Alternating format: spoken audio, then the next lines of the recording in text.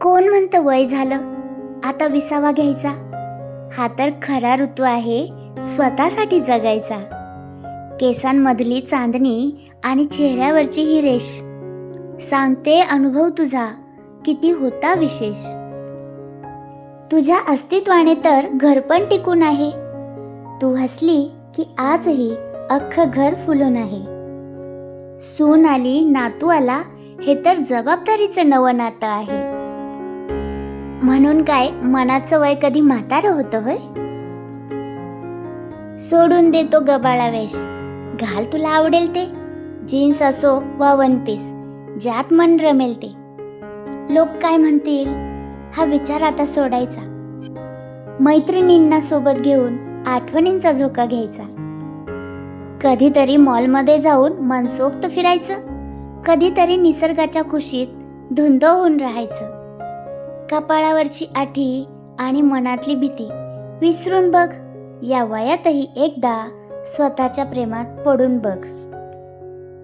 बघ जरा कुठेतरी कपाटात धूळ खात पडलेला तो जुना छंद असेल, किंवा मनात कुठेतरी जपलेला तो जुनाच आनंद असेल.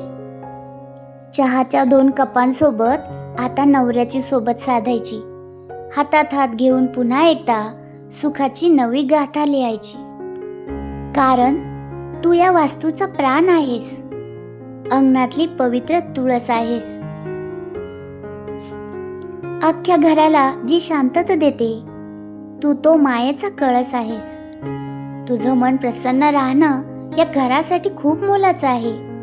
तू हसून समाधानी राहिलीस ना तरच आमचं जगणं सोन्याचं आहे.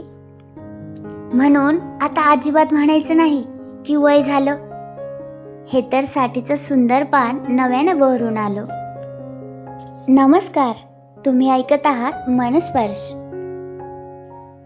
साठीच्या या सुंदर पानाचा हा तर फक्त पहिलाच भाग होता. आपल्या घरातल्या याच माऊलीच्या मनाचे आणखी काही हळवे कप्पे उलगडणारा भाग 2 घेऊन आम्ही लवकरच येत आहोत. या ओळी ऐकताना जर तुमच्याही चेहऱ्यावर एक छोटंसं हसू आलं असेल, किंवा घरातल्या आईची आजीची आठवण आली असेल, तर हा व्हिडिओ तुमच्या जवळच्या माणसांपर्यंत नक्की पोहोचवा. तुमची एक छोटीशी प्रतिक्रिया देखील त्यांच्यासाठी खूप ऊर्जादायी ठरेल.